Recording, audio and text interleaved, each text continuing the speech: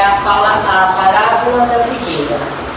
Jesus usava as parábolas, né, gente, para contar as historinhas, para ficar mais fácil, né, o entendimento. E a parábola da figueira, às vezes, ela é difícil o entendimento. Porque Jesus caminhava com seus discípulos, a historinha resumindo é mais ou menos isso. Jesus caminhava com seus discípulos quando ele sentiu fome. E aí ele viu uma figueira.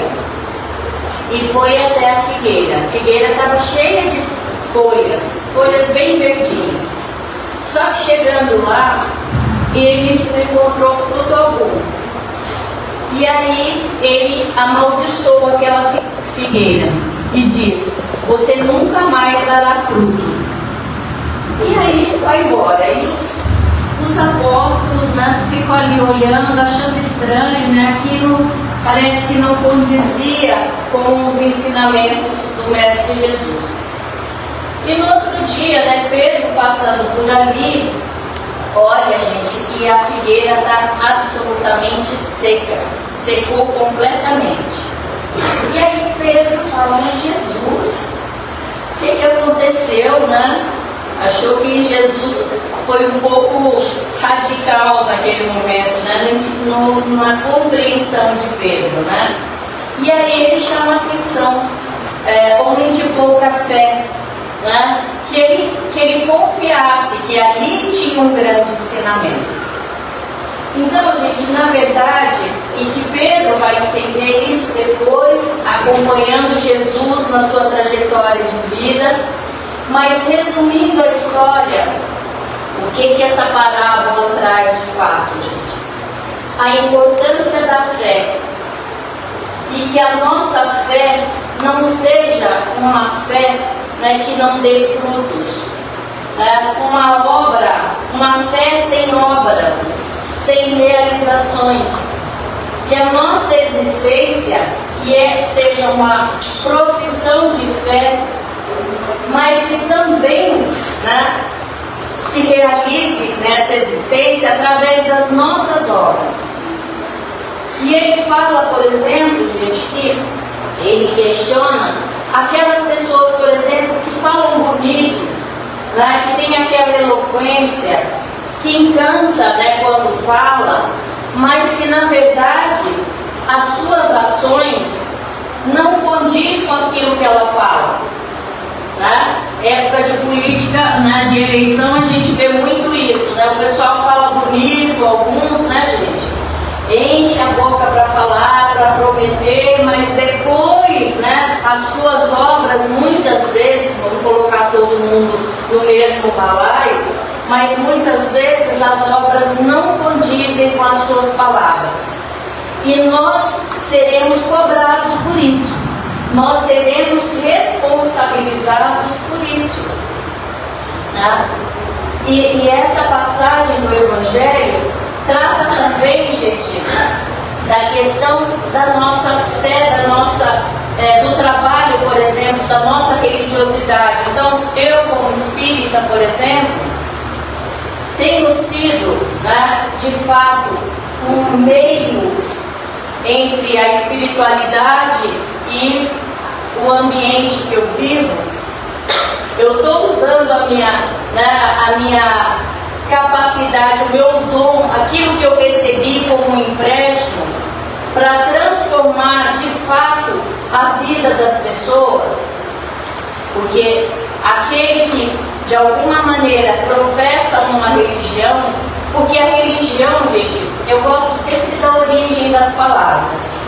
A etimologia, ou seja, a origem da palavra religião, significa religar, vem do latim religare, que significa ligar, né? Então, a religião é uma comunicação, é uma ligação nossa com a espiritualidade, com o nosso Deus maior. Nós precisamos da religião, gente, de fato. Nós precisamos, essencialmente. Será que nós precisamos? A gente tem dúvida, né? nós não precisaríamos, gente, porque nós temos essa ligação direta, né? Porque nós somos uma centelha divina. Nós temos Deus dentro de nós trazemos Deus, né, dentro de nós. Ou não, depende das nossas ações. Mas ainda estamos numa condição de aprendizes. E como aprendizes, nós precisamos ainda desse apoio, dessa sustentação, que não pode ser uma bengala. Eu não posso fazer disso, né? Eu uso a religião, mas eu de alguma maneira me apoio nela, mas eu não mudo as minhas atitudes, não mudo a minha forma de pensar sobre o mundo, sobre as pessoas, sobre as coisas. E aí, verdadeiramente, essa religiosidade, ela deixa a desejar. Porque a fé, eu fico ali sentada, horas rezando, às vezes, né, em algumas religiões ali, aquela oração decorada, que chega uma hora que eu já estou ali cochilando, mas sem, de fato, uma atitude, uma ação, né, transformadora, ela perde o sentido. Então, nós precisamos pensar, né, de que maneira nós estamos conduzindo a nossa vida, para que a transformação ocorra, para que essa religiosidade possa se manifestar de maneira plena, para que eu possa verdadeiramente ser um canal, né, né, da espiritualidade do Pai para comigo, né, porque quando eu entro em contato com esse eu, né, mais profundo, que é estar em contato com Deus, eu olho para mim e através da minha reforma íntima eu tento modificar aquilo que não está bom, aquilo que eu preciso melhorar. Então, tem que ser uma fonte modificadora de mim, mas também não pode parar aqui. Então, eu tento ser um ser humano melhor, através do entendimento, através da religião, mas eu preciso transformar isso em obras. E muitas vezes, quando a gente chama as pessoas para trabalharem, né, na casa, por exemplo, elas dizem: mas eu não estou pronta, eu não tenho tempo, eu não posso, eu tenho vergonha, eu não consigo. E aí, gente, nós protelamos de alguma maneira a nossa evolução. Márcia, mas eu não quero necessariamente trabalhar na casa espírita. Eu posso trabalhar em qualquer outro lugar onde precisam de mim. Dar um pouco de mim para o outro, né, é essencial. Se eu não quiser ser essa figueira seca, eu preciso transformar, né, essa existência em alguma obra. Porque quando chegar o momento do meu desencarne, e quando eu chegar lá, eu vou prestar contas do que eu fiz, né, o Pai vai me perguntar: qual foi o seu legado, Márcia? O que você fez? Você ajudou as pessoas de alguma maneira? Você se ajudou? Você trabalhou pela imperfeição que você tem? O seu orgulho? O orgulho, gente, é o sentimento, né, que todos nós, em alguma medida, trazemos. A vaidade. A gente pensa que não, mas quando nós somos confrontados, aparece. Esse orgulho aparece, a nossa vaidade aparece, ela está ali. Então nós precisamos trabalhar de alguma maneira, entendendo que somos todos companheiros de jornada nessa existência. E que quando eu trabalho para ser um ser humano melhor, você faz o mesmo, o colega aqui, todos que estão aqui, com certeza o nosso legado será um legado melhor. Quando a gente for prestar contas, o Pai vai dar uma notinha positiva ali para nós, uma estrelinha, entendendo, gente, que nós não somos perfeitos, que nós ainda estamos no estágio evolutivo. Cada dia um degrau. Às vezes os retrocessos, às vezes os tropeços. Mas precisamos continuar. E através das nossas obras, a gente vai transformando nós mesmos e transformando o planeta em um planeta melhor para se viver, um planeta mais justo, mais humano, mais solidário, né?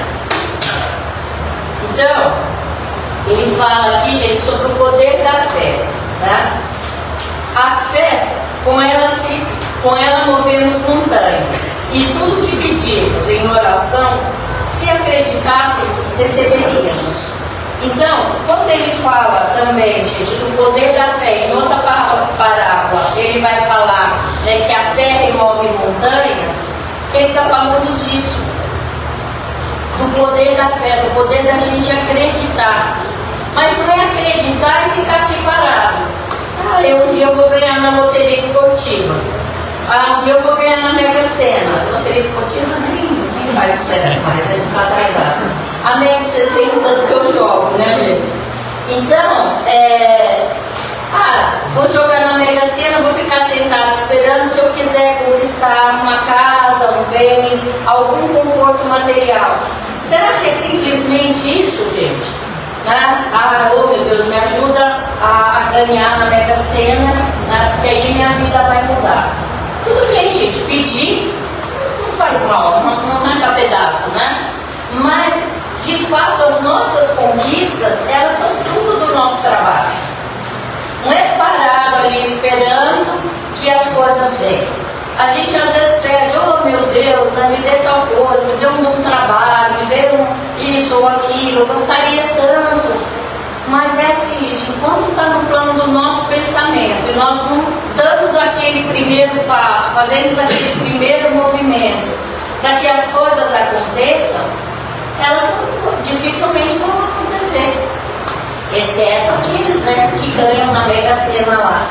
Mas eu brinco, né? Nem cuidado com o que a gente pede, porque a vida pode dar. E às vezes nós colocamos, né, ali naquele potinho, ou na Mega Sena, que hoje é a minha parábola aqui da Mega Sena, coloca na Mega Sena toda a minha vida, todo o meu projeto de vida. E quando eu ganho, a primeira coisa que eu tenho que fazer quando eu ganho na Mega Sena, o que é, gente? Vocês ficam na mesma cidade? Você ganhar uma fortuna no final do ano, você fica aqui?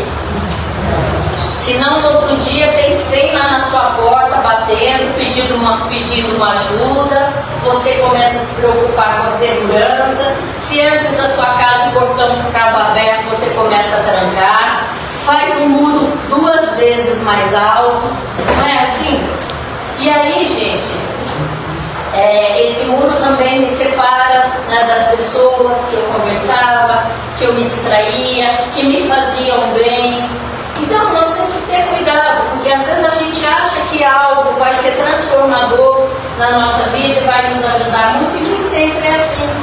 Às vezes as nossas conquistas morais, né, aquilo que eu de fato conquistei e que eu vou levar de ensinamento, aquilo que eu fiz, né, o bem que eu fiz ao outro, sem esperar nada em troca, esse de fato, gente, vai ser o meu legado. Isso vai ser o que eu vou levar dessa vida. Eu procurei de alguma maneira, dentro daquilo, dentro das minhas possibilidades. Não é assim, gente, esperar o dia que eu ganhar na Mega Sena, eu vou ajudar muita gente. Não vale, pessoal.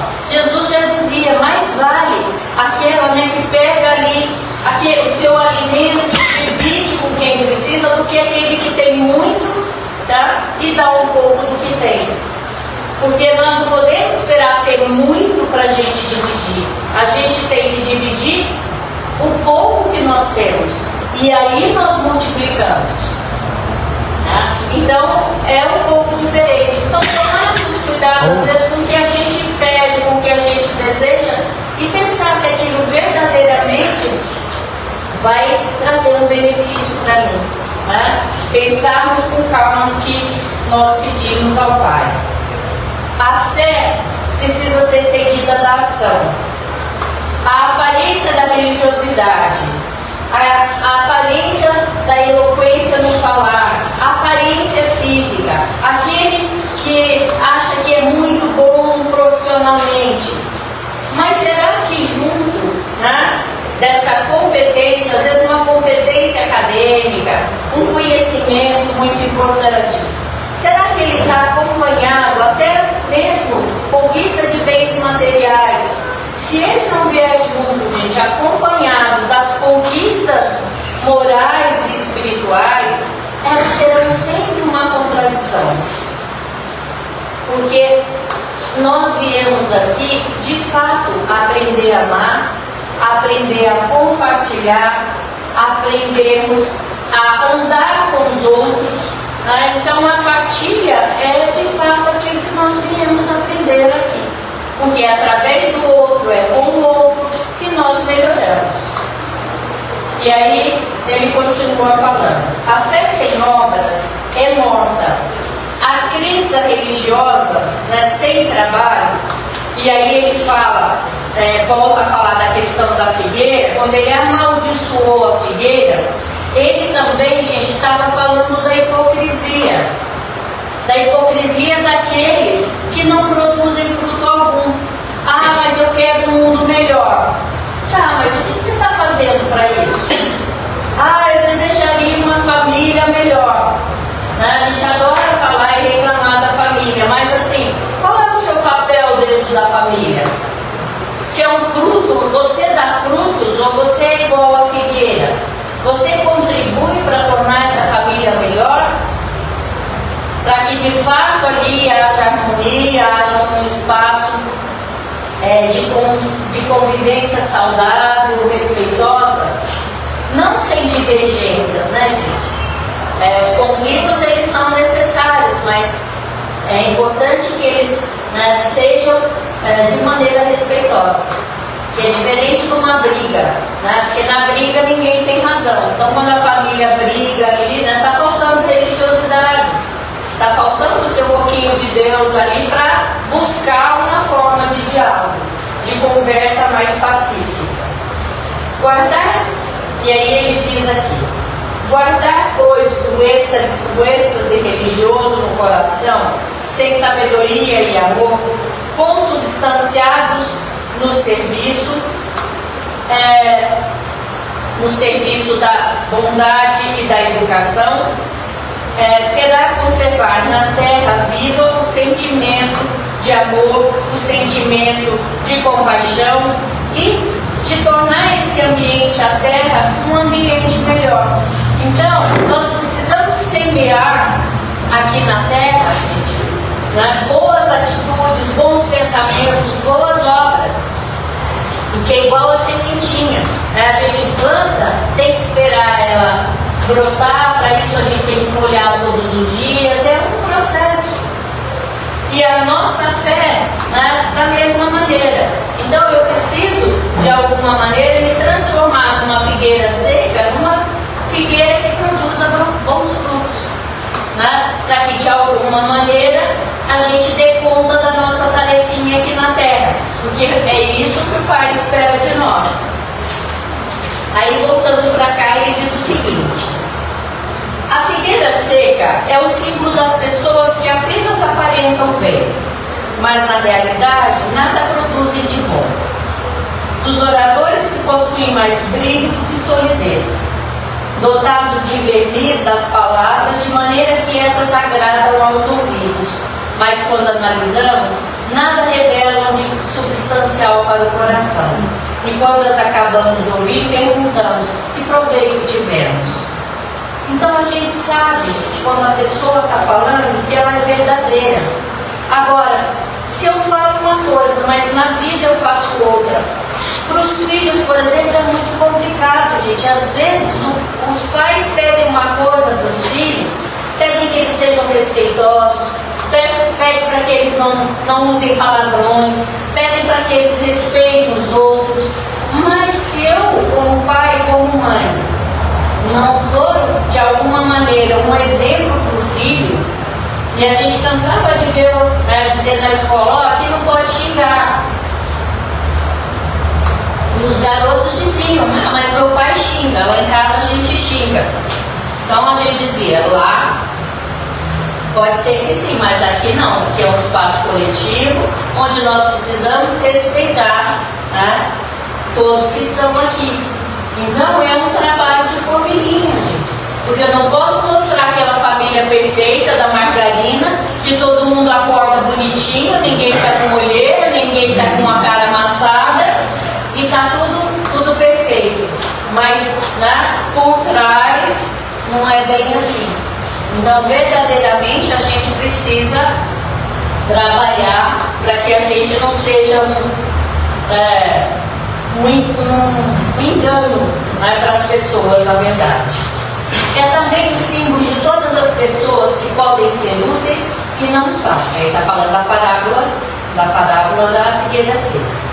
De todas as utopias, de todos os sistemas vazios, de todas as doutrinas sem bases sólidas. Aí, pessoal, nós temos que tomar cuidado, porque nos momentos de dificuldade nós nos apegamos. E aí aparece aquele salvador da pátria, ou aquela religião que vai dar conta da nossa angústia, das nossas dores existenciais. E aí que eu falo que a gente não pode também fazer da religião uma muleta, porque ela não vai dar conta sozinha, né, da minha transformação e de fazer da minha existência uma existência que mereça ser vivida. Né? Se eu ficar sentado em berço esplêndido, só esperando. Então, é trabalho e é trabalho diário. Eu brinco, gente, que viver não é dos fracos.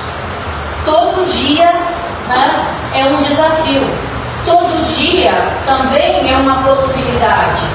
Né? Não há mal que perdure, mas há cada dia um ensinamento. E tudo aquilo que nós façamos de bom e de ruim, né, é o que nós precisamos. É para que a gente adquira uma força, uma robustez, né, para que a gente adquira ferramentas para dar conta dessa existência. Lembrando que essa existência, gente, ainda é um mundo de expiação e provas, onde temos, né, tarefas a fazer, onde temos muito que construir. Por isso a importância dessa parábola. Porque é um trabalho de formiguinha, mas cada formiguinha ali fazendo a sua parte, a gente consegue fazer a diferença. Continuando aqui. O que falta na maioria das vezes é a verdadeira fé. A fé realmente fecunda. A fé que comove as fibras do coração. Em uma palavra, a fé que transporta montanhas. São árvores frondosas, mas sem frutos. E é por isso que Jesus as condena à esterilidade, pois dia virá em que ficarão secas até as raízes. Isso quer dizer que todos os sistemas, doutrinas, que não produziram nenhum bem para a humanidade, serão reduzidos a nada. E que todos os homens voluntariamente, atenção pessoal, todos os homens voluntariamente inúteis, que não se utilizaram dos recursos de que estavam dotados, serão tratados como a figueira seca. Então, gente, é assim. Depois não adianta chorar, né? Ah, eu poderia ter feito. Quantas coisas nós deixamos de fazer, né? Porque muitas vezes estamos ali acomodados, é mais fácil ficar ali na nossa vidinha mais ou menos, mas em alguns momentos a gente precisa redirecionar, né? Buscar um sentido maior para a nossa existência, buscar algo maior, né? O que eu vim fazer aqui, qual é o sentido de eu estar aqui. Isso é fundamental para que a gente consiga ser essa árvore frondosa. Os médios são os intérpretes dos espíritos, suprem o organismo material que falta a este para nos transmitirem as suas instruções. Eis porque são dotados de faculdades para esse fim. Gente, a mediunidade é um empréstimo, né? É algo que nos foi concedido não para nós mesmos, mas para que a gente seja esse canal, essa possibilidade de transformação. E se eu usar de maneira equivocada ou de uma fé, por exemplo, usando isso, né, para receber, por exemplo, recompensas materiais, isso é seríssimo, gente. É um comprometimento grande. Da mesma forma, você que tem uma habilidade, que é bom em algo, que é competente, que tem muito que ensinar, se você não faz isso, se você não compartilha, se você não dá algo de si para o outro, né, você precisa repensar. E aí continuamos. Nesses tempos de renovação social, desempenham uma missão especial. São como árvores que devem dispensar o alimento espiritual aos seus irmãos. Dispensar no sentido de doar. Por isso, multiplicam-se de maneira que o alimento seja abundante. Espalham-se por toda parte, em todos os países, em todas as classes sociais, entre os ricos e os pobres, os grandes e os pequenos, a fim de que, em parte alguma, haja deserdados. E para provar aos homens que todos são chamados, e para provar ao homem que todos são chamados. Então, gente, tem a porta estreita também, que o Evangelho diz, né? Muitos os chamados, né? Poucos os escolhidos. Mas como assim? Deus vai escolher só alguns, gente? Será que é isso que o Evangelho diz? Não é.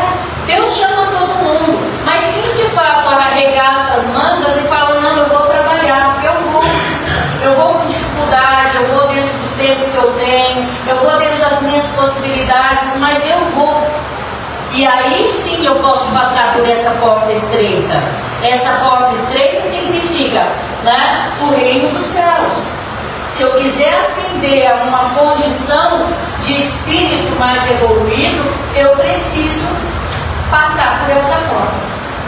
Né? E isso depende do que nós estamos falando aqui. De sermos, de darmos bons frutos, de não sermos uma figueira seca. E para finalizar, diz assim, mas se eles se desviam do seu fim providencial, falando dos médios, a faculdade preciosa que lhes foi concedida, se a colocam a serviço de coisas fúteis e prejudiciais, ou de interesses mundanos em vez de frutos salutares, darão maus frutos, e se recusam a torná-la proveitosas para os outros, se nem mesmo para si tiram os proveitos da melhoria própria, então são como a figueira estéril. Deus então lhes retirará um dom que se tornou inútil entre as suas mãos. A semente que não souber semear, os deixarão cair como presas dos maus espíritos. Então, gente, essa semente, né, que eu não soube semear, a semente do amor, da bondade, da compaixão, eu não semeei. E depois, às vezes, a gente ouve a pessoa dizer, mas eu fiquei sozinho no final da minha vida, ninguém está comigo, ninguém me procura, eu vivo muito só. Mas o que você fez para trazer, né, as pessoas para você? Né? Se a gente está só reclamando, maldizendo, reclamando da vida, se torna aquela pessoa desagradável, também as pessoas vão dar um jeito de fugir da gente, né? Então, nós precisamos tomar cuidado com as nossas escolhas, porque elas nos trazem consequências. E agora, para encerrar, eu quero ler só um trechinho da prece de Cáritas, que diz assim: Deus, dai-nos força de ajudar o progresso a fim de subirmos até vós. Dai-nos a caridade pura, dai-nos a fé e a razão. Dai-nos a simplicidade que fará de nossas almas o espelho onde se deve refletir. O espelho onde deve refletir vossa imagem. Então, olha que bonita a mensagem, né, gente? Para que a gente consiga progredir, nós precisamos ter coragem, né, de transformar essa existência numa existência verdadeira, numa existência que mereça de fato ser vivida. Era isso que eu queria compartilhar com vocês hoje. Vamos passar agora as vibrações dessa noite. Que cada um nesse momento retire de si o melhor sentimento. sentimento de amor ao próximo, sentimento de compaixão, que a gente possa compartilhar os melhores frutos com todo o planeta Terra, com todo o nosso país, com todos os países que se encontram em guerra, com todos aqueles que se encontram nesse momento nos leitos, nos asilos, reclusos de alguma maneira, que possam encontrar através dos ensinamentos de Jesus, através da fé, o caminho, a esperança. Pedimos, Senhor, por essa casa de oração, vibrando bastante luz, para que ela permaneça firme nos seus propósitos. Humildemente, pedimos por todos os trabalhadores, os presentes e os que aqui não puderam estar hoje. Envolver nos nossos lares também muita luz e muita proteção, que lá seja um ambiente de paz e de harmonia. E humildemente, Senhor, pedimos por nós mesmos, dai-nos força, sabedoria e que possamos ter a coragem de produzirmos bons frutos e que possamos sempre contar com a companhia dos bons espíritos, dos espíritos de luz. Que assim seja, graças a Deus.